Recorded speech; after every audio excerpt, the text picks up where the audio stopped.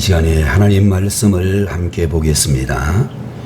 신약성경 빌립보서 1장 3절에서 6절까지 말씀을 대독하겠습니다. 내가 너희를 생각할 때마다 나의 하나님께 감사하며 간구할 때마다 너희 무리를 위하여 기쁨으로 항상 간구함은 너희가 첫날부터 이제까지 복음을 위한 일에 참여하고 있기 때문이라. 너희 안에서 착한 일을 시작하신 이가 그리스도 예수의 날까지 이루실 줄을 우리는 확신하노라. 아멘.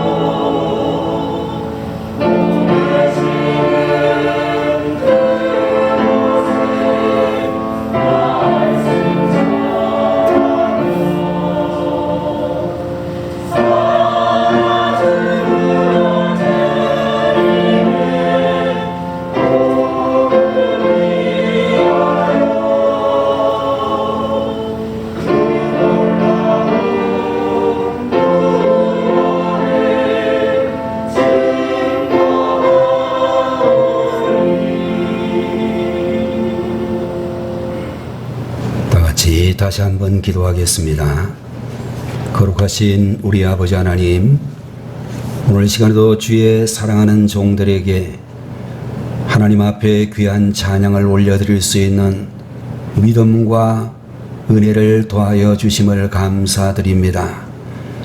주님께서 찬양 중에 임하시며 이 시간 주님을 기다리고 있는 모든 성도들의 심령 가운데 임하셔서 하늘의 놀라운 은혜를 힘있게 하여 주시고 세상을 이길 수 있는 능력으로 부어짐을 받게 하시며 성령의 인도하심을 받아 날마다 승리하는 주의 종들로 삼아 주옵소서.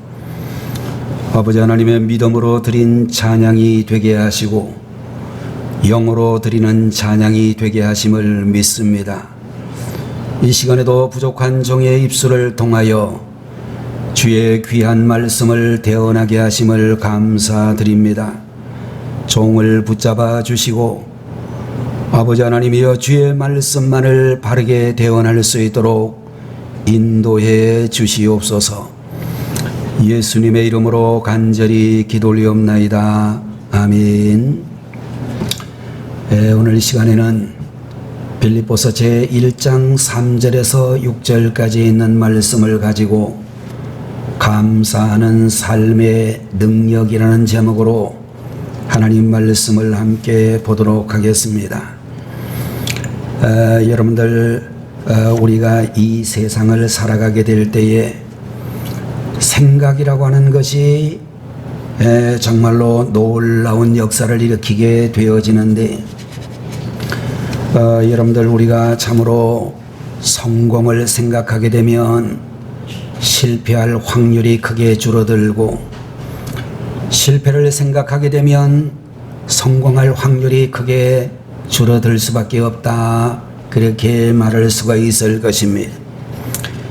오늘 본문 제3절에 나오는 말씀을 보게 되면 내가 너희를 생각할 때마다 나의 하나님께 감사하며 라고 하는 말씀을 통하여 참으로 사도 바울은 빌립보 성도들에게 편지를 하면서 그들을 생각할 때마다 하나님께 감사한다 라고 하는 아름다운 고백을 우리에게 전해주고 있습니다.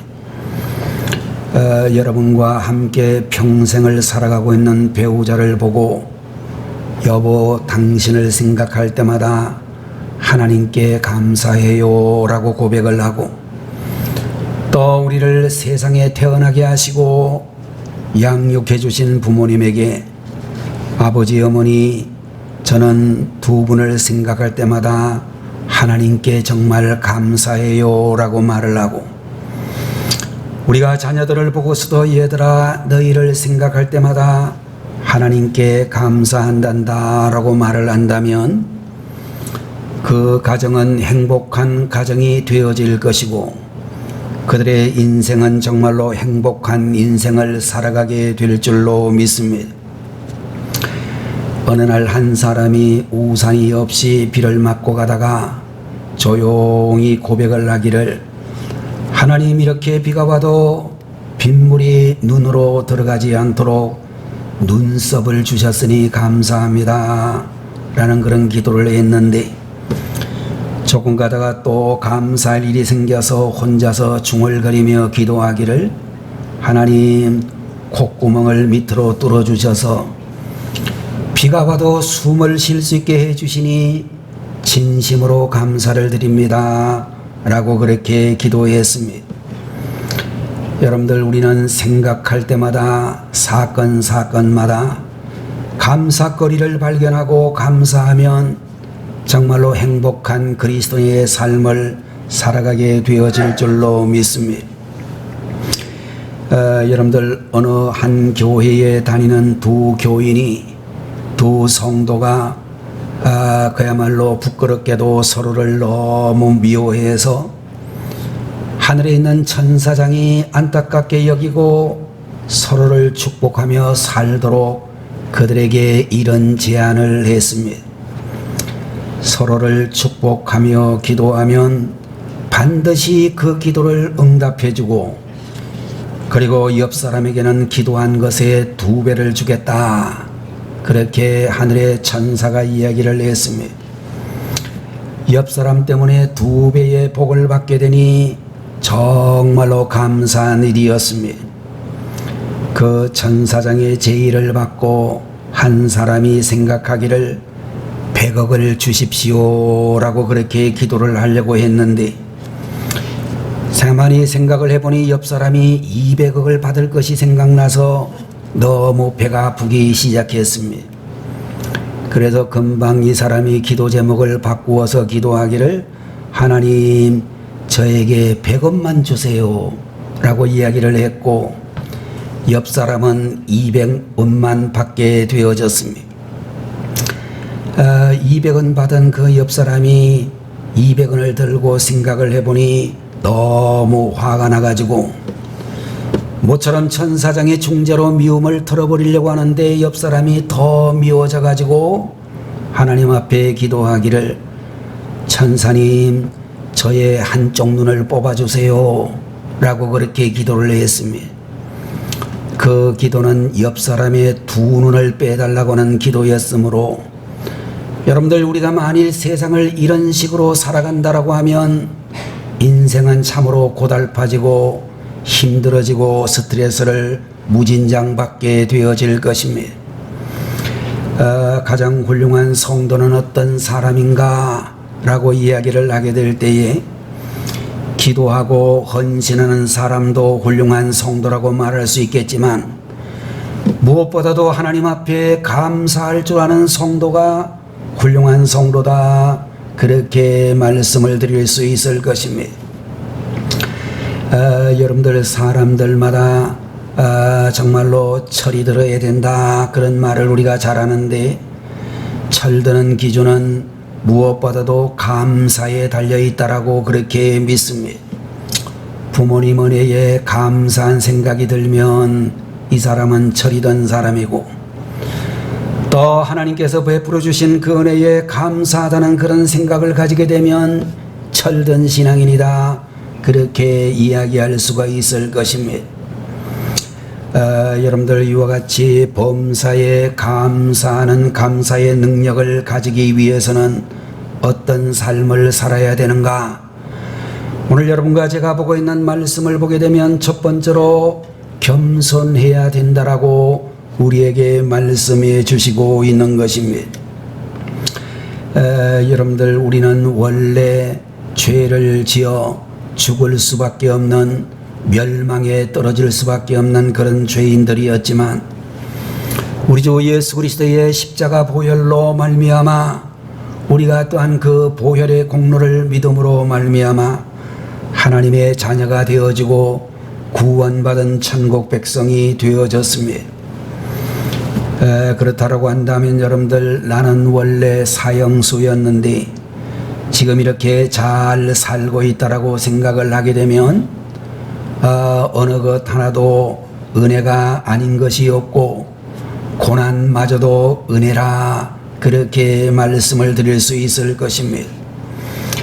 여러분들 우리가 정말로 한평생 함께 살아가고 있는 부부간에도 자기를 작게 여기면 상대방이 크게 보이고 감사가 나올 수밖에 없을 것입니다.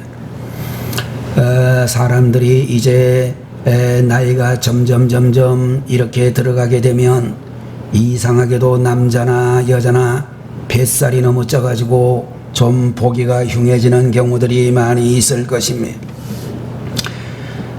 정말로 아내가 거울을 볼 때마다 점점 커지는 자신의 몸집을 보면서 이런 나를 찾아 밤마다 퇴근을 해서 집에 날마다 와주는 남편이 고맙다, 이런 생각을 하게 되면 감사한 일이고, 또 남편은 남편대로 나같이 못난 남편을 보고 평생 동안 함께 살아주니 아내가 너무나 고맙다, 그런 생각을 하게 되면 감사가 넘치는 삶을 살아가게 되어질 것입니다. 그러나 반대로 내가 어쩌다가 저런 사람 만나가지고 이런 고생을 하고 살아, 정말로 내 인생 최대의 실수다, 이렇게 생각을 하다가 보면 정말로 불행한 인생을 살아갈 수밖에 없고, 정말로 이와 같이 실속도 없이 자기를 높이면 감사가 사라지게 되고, 그때로부터 우리의 인생은 불행해지게 되지만 자신을 바르게 인식하고 평가를 하게 되면 범사에 감사하는 삶을 살아가게 될 줄로 믿는 것입니다. 여러분들 우리가 자녀들을 키우게 될 때에 얘들아, 아빠가 지금까지 가장 성공한 일은 바로 너희 엄마를 만난 거야 라고 이야기를 한다면 그 가정은 행복한 집안이 될 수 있을 것이고, 반면에 남편이 말하기를 날마다 자식을 보고서 얘들아, 너희들 결혼 잘해야 된다, 앞으로 너희 엄마 같은 사람 만나면 절대 안 된다 라고 이 얘기를 해버린다면 그 집안은 절대로 행복한 집안이 될 수가 없을 것입니다. 여러분들 우리는 감사하는 삶을 살아가는 능력 있는 하나님의 사람이 되기 위해서 두 번째로는 책임감이 있어야 된다 라고 말씀을 드릴 수 있을 것입니다. 여러분들 우리가 정말로 직장에서 한 달 동안 계속 일을 하고 당연히 받아야 될 봉급을 받는다 할지라도 나는 받을만 하다라고 생각하지 않고 이렇게 받아서 감사하다라고 생각을 하게 되면 정말로 그 직장 생활이 어렵지 않고 스트레스 받지 않고 열심히 성실하게 일할 수 있게 되어질 것입니다. 여러분들, 우리는 하나님 앞에서도 내 인생을 그런 마음가짐으로 살아가게 되면 우리 삶의 모든 순간이 감사밖에 없는 그런 행복한 삶이 되어질 것입니다. 감사한 마음을 가지고 사물을 보게 되면 그 속에서 하나님의 손길을 느끼게 되어지고, 감사한 마음을 가지고 사람을 보게 되면 그 사람에게는 예쁜 곳이 많이 있음을 발견하고 감탄하게 되어질 것입니다. 미국의 보스턴이라고 하는 도시에 두 형제가 살고 있었는데 두 사람이 가는 길이 전혀 달랐습니다. 형은 열심히 매사에 헌신하는 삶을 살면서 많은 사람들의 존경을 받았지만, 동생은 매사에 이기적으로 살다가 결국 친구를 죽여 사형 선고를 받게 되어졌습니다. 동생이 살인을 해가지고 사형을 받게 되었다는 소식을 듣고 이 형이 주지사를 찾아가 끈질기게 사면 요청을 해가지고 마침내 몇 년 만에 사면장을 받게 되어졌습니다. 그래서 사형 선고를 받고 사형날을 기다리고 있는 그 동생을 찾아가서 그 동생에 이런 질문을 했습니다. 동생아, 앞으로 감옥에서 나가면 어떻게 살겠느냐? 라고 그렇게 이야기를 했더니 이 동생이 말하기를, 왜 그런 질문을 해? 내가 나가면 나를 잡아넣은 사람들에게 반드시 복수할 거야. 나를 체포해서 이곳에 넣은 사람을 내가 다시 만나게 되면 반드시 죽일 거야. 라는 그런 이야기를 했을 때에 그야말로 그 동생 사면장을 받아가진 이 형님이 이 동생이 다시 나왔다가는 더 큰 죄를 지을 것 같아서 사면장을 그냥 찢어버리고 말았다 라고는 그런 이야기가 전해지고 있습니다. 여러분들, 우리가 세상에서 원망하고 불평하는 삶을 살아간다고 하는 말은 눈앞에 다가온 축복을 내다버리는 행위와 같다 라고 그렇게 이야기할 수가 있고, 여러분들, 감사는 축복을 예비하는 최고의 길이라고 한다면 원망이라고 하는 것은, 불평이라고 하는 것은 망할 수밖에 없는 최고의 길이 될 수밖에 없다 라고 이야기할 수 있을 것입니다. 여러분들, 우리 하나님께서는 불행의 원인을 남에게 돌리고 원망하는 무책임한 사람을 결코 복을 내리시지 않는다라고 하는 것입니다. 여러분들, 왜냐하면 남을 원망하는 사람은 틀림없이 하나님마저 원망하는 사람이라고 하는 것이고, 선하게 살겠다라고 다짐을 하고 원망할 것이 있어도 그 속에서 감사하는 사람은 반드시 하나님께서 복을 내리실 줄로 믿는 것입니다. 세 번째로, 감사하는 삶의 능력을 우리가 가지기 위해서는 헌신하는 삶을 살아야 한다라고 우리에게 말씀해 주시고 있습니다. 자, 여러분들, 감사하는 마음은 대체적으로 헌신으로 나타나게 되는데, 바울 선생이 왜 생각할 때마다 빌립보 교회의 성도들에게 감사를 드리고 있습니까? 여러분들, 우리가 사도행전을 읽어보게 되면 바울 선생은 계속해서 소아시아 지방으로 복음을 전하려고 시도를 했지만 어느 날 그가 깊은 잠을 자는 중에 환상이 나타나게 되어졌습니다. 마게도냐의 한 사람이 나타나서 빨리 이리로 건너와 우리를 도와달라고 하는 그런 환상을 보면서 그는 정말로 생각하기를 하나님이 주신 그런 환상인 줄로 믿고, 유럽 사람들에게 정말로 복음을 전해달라는 그런 환상을 하고 생각하고 이제 배를 타고 유럽으로 건너가 제일 먼저 세워진 교회가 빌립보 교회라고 하는 이 교회였다라고 말씀해 주고 있습니다. 여러분들 이 빌립보 교회에서 만난 사람들 중에는 여러분이 잘 아시는 대로 루디아라고 하는 두아디라 출신의 그야말로 염료 장사였던 루디아를 만나서 그의 집에서부터 이 교회가 시작이 되어졌습니다. 바울의 선교 사역의 마지막 날까지 틀림없이 이 루디아라고 하는 분의 적극적인 후원과 헌신이 있었으리라고 그렇게 짐작이 되어지고, 그는 자기 혼자만 예수를 믿은 게 아니라 자기 집으로 초대를 해서 온 가족이 다 예수 믿고 침례를 받았으며, 여러분들 우리가 잘 알고 있는 대로 그 외에도 빌립보에서 우리들이 잘 알고 있는 감옥의 간수나 점치는 귀신 들린 여자나 많은 사람들이 예수님을 믿게 되어진 놀라운 복음의 역사가 있었던 것을 알 수 있습니다.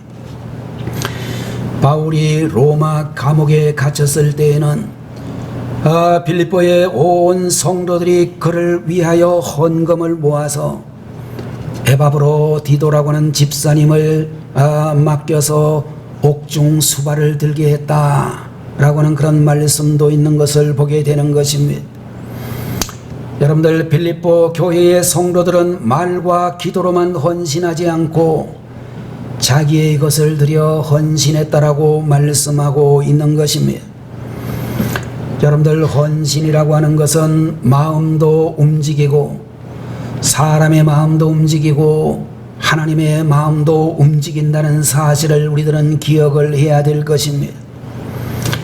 여러분들 신앙생활이라고 하는 것은 받는 삶에 치중하지 아니하고 드리는 삶에 치중할 수 있는 그런 성도로 성숙해져야만 하는 것입니다. 자, 여러분들 우리가 헌신을 하게 되면 믿음이 커지게 되어지고 정말로 능력을 사용해야 커지듯이 믿음도 헌신의 모험을 해야 커지게 된다라고 말씀해 주시고 있는 것입니다. 여러분들 우리가 어려울 때는 본능적으로 불평이 많이 나타날 수밖에 없지만 그때에 서로가 서로를 격려하고 도와주며 헌신하게 되면 정말로 큰 은혜를 입게 되어지는 것을 보게 되는 것입니다. 여러분들 어떤 분은 자신은 월세를 살면서 어려운 선교사님을 앞장서서 도와주는 분들을 볼 수가 있고 이와 같이 힘드는 상황에서도 헌신하는 사람들을 보게 되면 대부분 은혜를 깊이 체험한 분들이며 하나님 앞에 감사를 올려드리는 사람인 것을 보게 되는 것입니다. 여러분들 이 세상에서 헌신처럼 복된 것은 없고 그리고 그 헌신을 내세우지 않고 겸손함을 잃지 않는다면 정말로 아름다운 생명을 사는 것이라고 말씀드릴 수 있는 것입니다. 네 번째로 감사하는 삶의 능력을 가지기 위해서는 꾸준해야 한다라고 하는 말씀을 드릴 수 있을 것입니다. 오늘의 본문 제5절의 말씀을 보게 되면 첫날부터 이까지 복음에서 너희가 교제함을 인함이라 그런 말씀이 기록이 되어져 있습니다. 여러분들 빌립보 교회의 성도들은 사랑과 헌신만 있었던 것이 아니라 그 사랑과 헌신이 꾸준했다라는 것을 우리에게 가르쳐 주시고 있습니다. 여러분들 바울로부터 처음 은혜를 받던 날부터 그 편지를 쓸 때까지 바울을 위한 사랑과 후원의 손길이 변하지 않았다라고 우리에게 가르쳐 주시고 있는 것입니다. 여러분들 우리가 잘 알고 있는 디모데후서 4장 9절 이하에 있는 말씀을 보게 되면 정말로 바울 선생을 따랐던 세 사람의 이름이 등장하는 것을 볼 수가 있는데 그 중에서 여러분들 데살로니가로 갔다라고 하는 데마라는 사람의 이야기가 나오고 또 마가라고 하는 사람이 나오고 누가라고 하는 세 사람의 이름이 등장하는 것을 볼 수 있습니다. 여러분들 우리가 대마에 대해서 이야기하기를 대마는 이 세상을 사랑하여 데살로니가로 가버렸다. 그런 이야기를 하고 있습니다. 그런데 여러분들, 우리가 성경을 보게 되면 데마라는 사람이 그냥 일반적인 교인이 아니라 바울이 정말로 사랑했던 그런 바울의 수족 같은 제자였다는 것을 알 수 있습니다. 어떤 초대교회에 쓰여진 한 책을 보게 되면 바울이 복음을 전하기 위해서 로마를 다니게 될 때에 오른쪽에는 누가가 있었고 왼쪽에는 데마가 있었다. 이런 얘기가 있을 만큼 데마라고 하는 사람은 아마도 로마에서 복음을 전하던 바울에게 있어서 바울의 제자 두 사람만 들어라 그러면 두 사람 중에 한 사람이 될 만큼 대단했던 사람이었습니다. 그러다가 여러분들이 잘 아시는 대로 네로, 도미시안 같은 그런 황제가 등장하면서 기독교에 대한 대대적인 박해가 시작이 되어졌습니다. 수많은 그리스도인들이 잡혀서 짐승들의 밥이 되어지기도 하고 로마의 밤중을 밝히는 십자가에 기름을 끼얹어서 밝히는 그런 사람들이 되기도 했습니다. 여러분들, 우리가 이야기하고 있는 바울이 이 세상을 사랑하여 데살로니가로 가버렸다라고 하는 이 말씀을 우리가 좀 더 연구를 해보게 되면 아마도 여러분들 그 당시 헬라 지역이었던 그리스 영역이었던 이 데살로니가라고 하는 이곳은 아직까지도 기독교인들을 죽이는 일이 발생하지 않았으리라고 예상할 수 있습니다. 정말로 기독교가 박해를 받고 기독교인들을 십자가에 달아 죽이는 대박해가 로마에서 시작되었을 때 데마라고 하는 사람은 그 박해를 피하여 데살로니가로 가지 않았을까, 그런 생각을 할 수 있습니다. 여러분들, 우리가 신앙생활을 하다가 정말로 박해를 피하여 박해가 없는 곳으로 나아가는 그런 경우들을 볼 수 있습니다.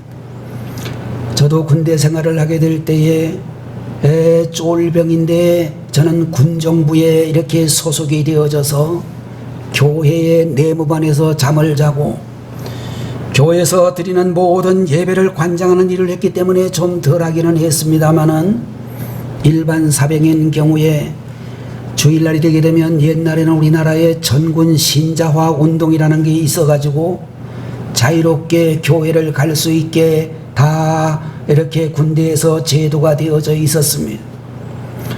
그런데도요, 교회를 갈 수가 없었어요. 왜냐하면 저녁 예배 같은 경우에 교회를 갔다 오게 되면 내무반에서 점호를 하게 되어지는데, 이 내무반 점호 중에서 제일 중요한 순서가 뭐냐면 총을 꺼내가지고 총이 잘 정비가 되었는가, 그것을 이제 하사관이나 장교들이 그것을 이제 판단하게 되어집니다. 근데 그 일을 하게 될 때 주로 쫄병들이 고참들의 총까지 전부 청소를 반짝반짝하도록 얼굴이 비칠 수 있을 정도로 반짝반짝하게 치워놔야 되는데, 그거를 쫄병들이 교회를 가면 고참들이 해야 되기 때문에 가만두지를 않았습니다.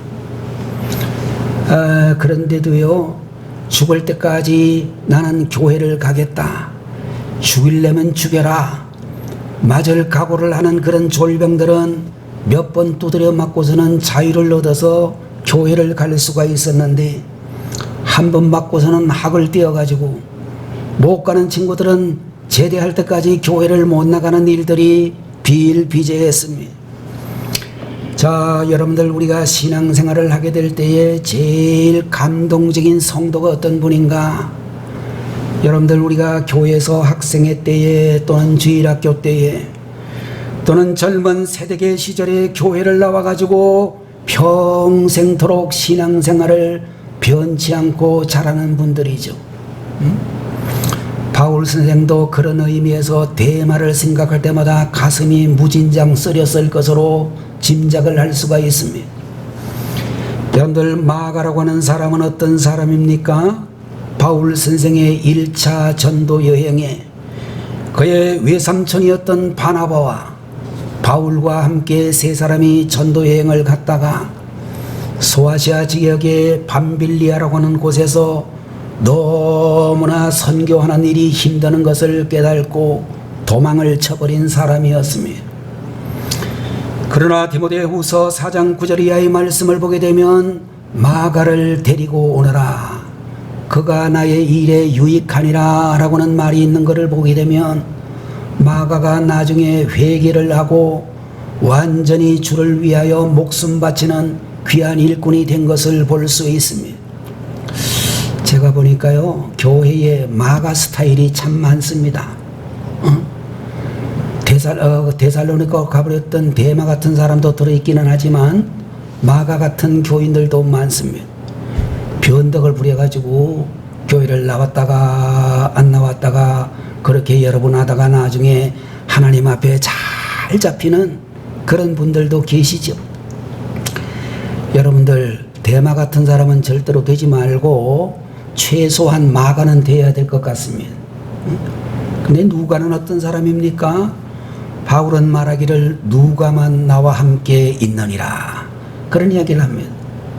누가는 말이죠, 바울이 핍박을 받을 때, 바울이 감옥에 들어갈 때, 바울이 정말로 질병으로 고생할 때 항상 바울의 곁을 떠나지 않았습니다. 우리 교회에 오시고 지금까지 여러 사회적으로도 많은 변화가 있었고 교회적으로도 크고 작은 일들이 많이 있었지만 변함없이 나오시는 누가와 같은 성도님들 계십니다. 여러분들, 바울 선생이 정말로 감동받는 그런 사람이 어떤 사람이냐? 헌신이 변하지 않고 주를 향한 사랑이 변하지 않았던 꾸준한 성도들을 보면서 그는 감동을 받았다라고 하는 것입니다. 여러분들, 어떤 사람들은 날씨가 구전 날씨가 되고 고통이 있는 그런 시간이 오고 어떤 어려움이 있어도 변함이 없이 예배의 자리를 지키고, 휴가철이 되어서 정말로 많은 사람들이 휴가를 떠나고 부부 싸움을 해가지고 마음이 힘들어도 변함없이 예배의 자리를 지키는 분들이 있습니다. 여러분들, 만일 우리가 그런 사람이라고 한다면 그런 모습 속에 이미 하나님의 복과 은혜가 담겨 있다, 그렇게 말씀드릴 수 있을 것입니다. 본문 5절에 나오는 말씀을 보게 되면 복음 안에서의 꾸준한 교제를 가리켜 착한 일이다, 그렇게 이야기를 했습니다. 여러분들, 독불장군을 하나님은 절대로 기뻐하지 아니하시고, 여러분들, 독불장군은 금방 지칠 수밖에 없고 낙심을 할 수밖에 없는 것입니다.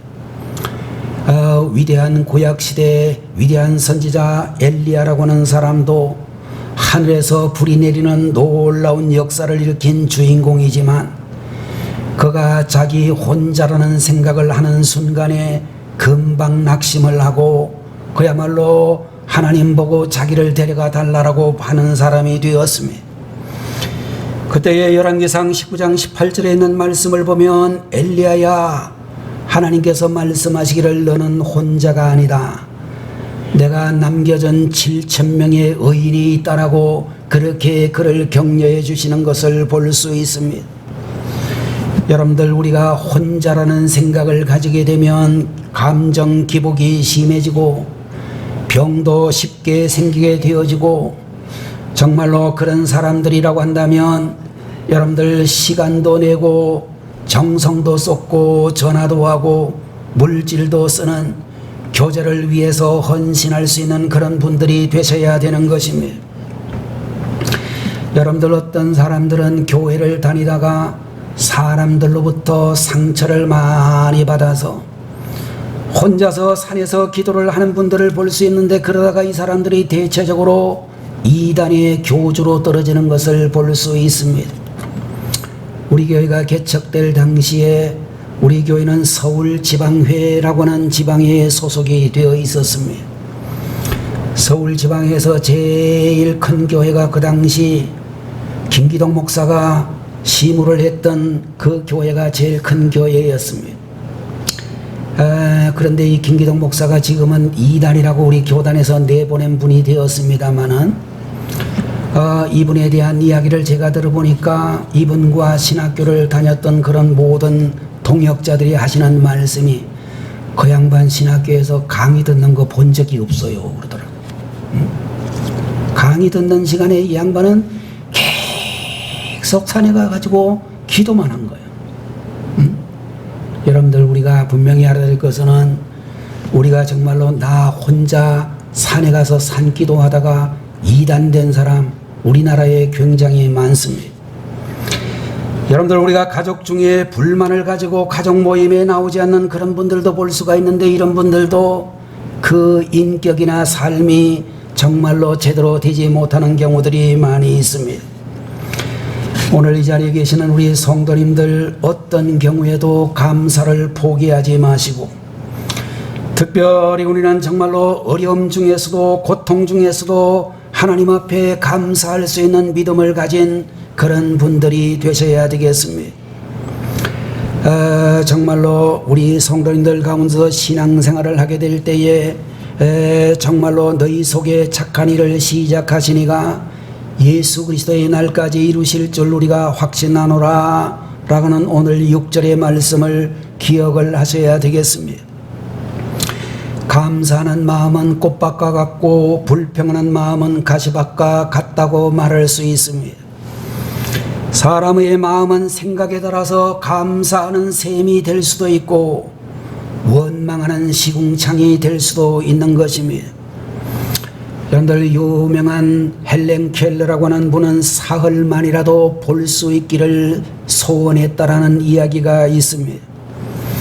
그러나 이 자리에 앉아 계신 우리 성도 여러분들은 사흘이 아니라 평생을 눈뜨고 살아가고 있는 것부터 시작을 해서 우리가 정말로 숨쉬고 있는 것, 우리가 걸어다닐 수 있는 것, 일할 수 있는 것까지 모든 범사에 감사하며 살아가는 그런 분들이 되셔야 되겠습니다. 어떤 성도님 한 분이 정말로 이 세상에서 살아갈 때에 최고가 되기 위하여 열심히 일에 집중하고 매달렸습니다. 그러다가 보니 자기도 없고 가족도 없고 이웃도 없게 되었고 어느 날 너무나 스트레스를 받고 중노동으로 인하여 쓰러지게 되었습니다. 그는 생각하기를 나는 이제 건강을 잃었으니 다 잃었다 그러고서 낙심하고 있는데 병상에 있을 때에 그의 가족들이 자신을 정성스럽게 돌봐주는 모습을 보고 깨닫게 되어졌습니다. 사람이 사랑을 받는다라고 하는 것이 이렇게 좋은 것이구나. 이제는 나를 위하여 이렇게 사랑해주는 그 가족들을 위해서라도 열심히 바로 살아야 되겠다. 그런 결심을 하게 되어졌다라고 하는 것입니다. 자, 여러분들 우리가 깊이 생각을 해보면 고난이 축복이 되는 경우가 많고 더 나아가서 우리 삶의 모든 순간이 하나님의 은혜라는 것을 깨닫게 되어질 것입니다.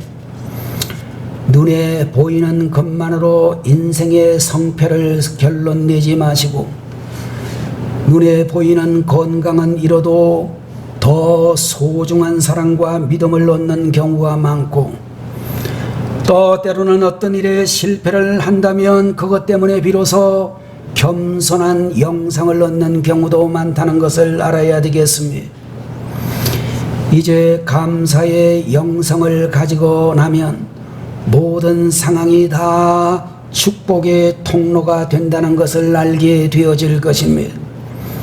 지금 현재 여러분의 집안이 상황이 모든 것이 어렵다 할지라도 하나님께서 나를 축복하시려고 이렇게 훈련해 주시는구나 라고 생각을 하고 생각을 초월한 축복과 행복을 주시는 하나님의 은혜를 경험하게 되시기를 바라는 것입니다. 범사에 감사함으로 더욱 큰 축복을 예비하며 살아가는 성도님들 되시고 다음 주 추수감사주일을 예비하는 성도들 되시기를 축원합니다. 기도하겠습니다.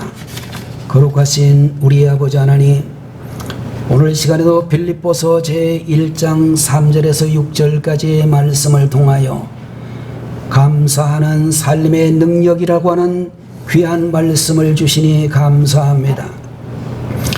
이런 삶의 능력을 가지기 위하여 겸손한 자 되게 하시고 책임감이 있는 성도가 되게 하시며 전적으로 주님 앞에 헌신하게 하시고 일생 동안 꾸준한 믿음을 가진 하나님의 종들로 삼아 주옵소서. 예수님의 이름으로 간절히 기도 올리옵나이다. 아멘. 다 같이 기도합니다. 지금은 우리를 죄에서 구원하여 주신 우리 주 예수 그리스도의 무한하신 은혜와 하나님 아버지의 극진하신 그 사랑하심과 성령님의 감동 감하시고 위로 인도 내주 충만 역사 교통하심이 감사하는 삶의 능력을 가진 하나님의 종들이 되기를 간절히 소망하는 주의 성도들 위에 수능을 앞두고 있는 우리 수험생들 위에 연약한 가운데 있는 우리 모든 하나님의 자녀들 위에 이 나라 대한민국에 지금부터 영원토록 함께 계시기를 간절히 축원하옵나이다. 아멘.